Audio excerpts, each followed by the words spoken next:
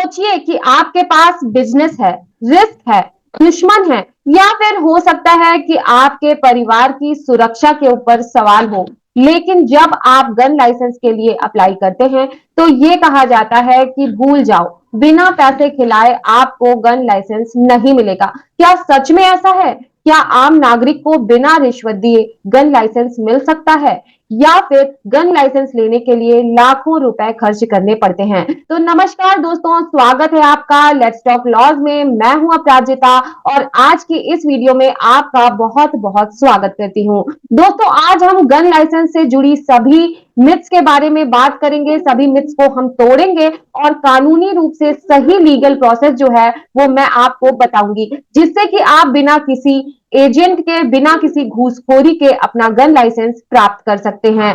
दोस्तों, वीडियो को पूरा देखें क्योंकि इसमें आपको मैं वो सीक्रेट बताने वाली हूं जो बहुत ही कम लोग जानते हैं।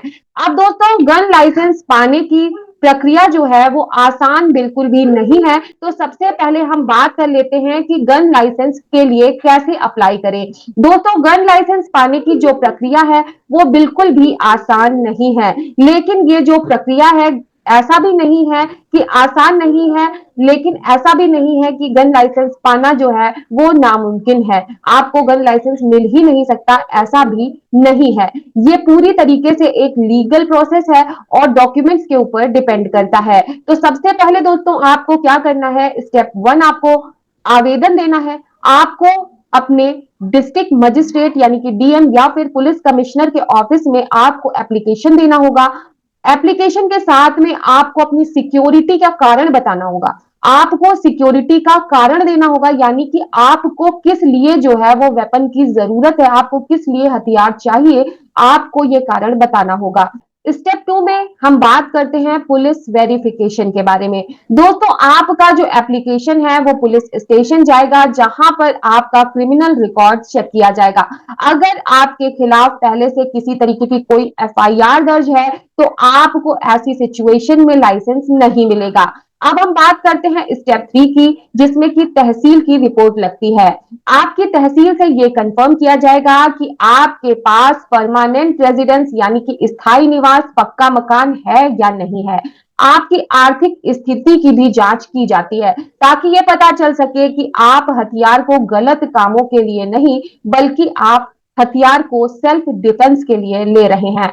स्टेप 4 में डीएम की अप्रूवल होती है, जिसमें तहसील और पुलिस की जो रिपोर्ट है उसको डीएम के पास भेजा जाता है। अगर सभी डॉक्यूमेंट सही पाए जाते हैं तो आपका लाइसेंस अप्रूव हो सकता है। ध्यान रखने वाली बात यह है कि किसी भी स्टेज पर पैसा देने की जरूरत आपको बिल्कुल भी नहीं है। अगर कोई आपसे किसी तरीके की कोई रिश्वत मांगता है तो आप एंटी करप्शन हेल्पलाइन पर शिकायत दर्ज कर सकते हैं। अब दोस्तों बात कर लेते हैं कि आखिर किन लोगों को गन लाइसेंस मिल सकता है। दोस्तों, जिला मजिस्ट्रेट सिर्फ उन्हीं को लाइसेंस देते हैं जो कुछ कंडीशंस को जो है वो पूरा करते हैं। सबसे पहला कि जो व्यक्ति लाइसेंस के लिए अप्लाई कर रहा है उसका किसी भी तरीके का कोई भी क्रिमिनल रिकॉर्ड नहीं होना चाहिए, उसके पास रहने के लिए पक्का मकान होना चाहिए, बैंक अकाउंट और एक स्टेबल जो है वो अर्निंग सोर्स उसके पास में होना चाहिए। व्यक्ति जो है जो लाइसेंस के लिए अप्लाई कर रहा है वो सभ्य और कानून का पालन करने वाला नागरिक होना चाहिए। अगर आप किसी तरीके के कोई बिजनेसमैन है, ज्वेलर है, सिक्योरिटी गार्ड है या फिर किसी रिस्की पोजीशन में है तो आपको लाइसेंस मिलने की संभावनाएं जो है वो बढ़ जाती हैं। अब बात कर लेते हैं कि किन लोगों को यानी कि किस प्रकार के लोगों को लाइसेंस नहीं मिलता है। दोस्तों, जिनका आपराधिक रिकॉर्ड होता है यानी कि क्रिमिनल रिकॉर्ड होता है उनको लाइसेंस नहीं मिलता है। जिनके पास रहने के लिए कोई स्टेबल प्लेस नहीं होती है, जिनके पास कोई उचित स्थान नहीं होता है, जिनके पास उनका खुद का मकान नहीं होता है पक्का, उनको लाइसेंस जो है वो नहीं मिलता है। इसके साथ ही अराजक गतिविधियों में शामिल लोगों को गन लाइसेंस नहीं दिया जाता है। जिनके पास पहले से ही कोई हथियार है और उस हथियार का उन्होंने किसी प्रकार से गलत इस्तेमाल किया है तो उनको भी गन लाइसेंस नहीं मिलता है। अब बात करते हैं कि अगर आपका आवेदन रिजेक्ट हो जाता है तो आपको क्या करना चाहिए। अगर आपका आवेदन जो है, आपकी एप्लीकेशन जो है लाइसेंस के लिए वो रिजेक्ट हो जाती है तो आपको किसी भी तरीके से घबराने की जरूरत नहीं है।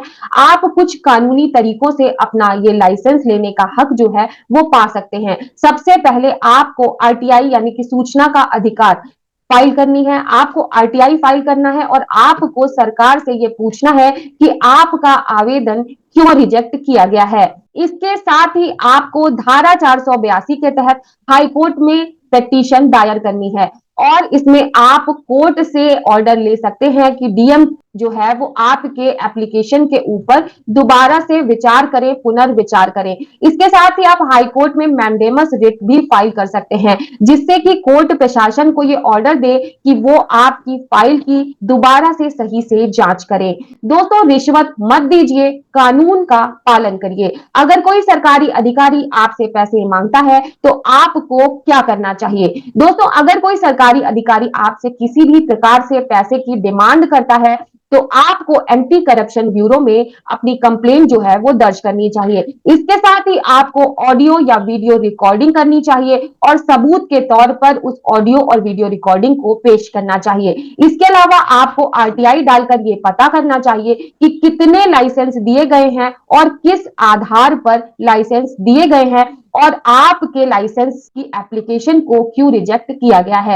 याद रखिए, रिश्वत देना और लेना दोनों ही अपराध है और अगर आप लीगल तरीके से चलते हैं तो कभी भी आपको घूस देने की जरूरत या रिश्वत देने की जरूरत नहीं पड़ेगी। दोस्तों, गन लाइसेंस लेना मुश्किल नहीं है, बस आपको सही प्रोसेस, सही तरीके को फॉलो करना जरूरी है। अगर आप सभी शर्तों को पूरा करते हैं और आप कानून का पालन करते हैं तो आपका लाइसेंस 100% अप्रूव होगा। क्या आपके मन में कोई सवाल है तो कमेंट कीजिएगा, मैं आपके सवाल का जवाब जो है वो आपको जरूर दूंगी। अगर आपको यह वीडियो पसंद आया हो तो इस वीडियो को लाइक कीजिएगा, अपने फ्रेंड्स एंड फैमिली के साथ शेयर कीजिएगा। लेट्स टॉक लॉ को अगर आपने अभी तक सब्सक्राइब नहीं किया है तो चैनल को सब्सक्राइब करके जाइएगा, साथ ही बेल नोटिफिकेशन बटन को भी जरूर प्रेस कीजिएगा ताकि फ्यूचर में आने वाली वीडियोस का नोटिफिकेशन आप तक पहुंच सके। मिलते हैं अगले वीडियो में, तब तक के लिए जय हिंद, वंदे मातरम।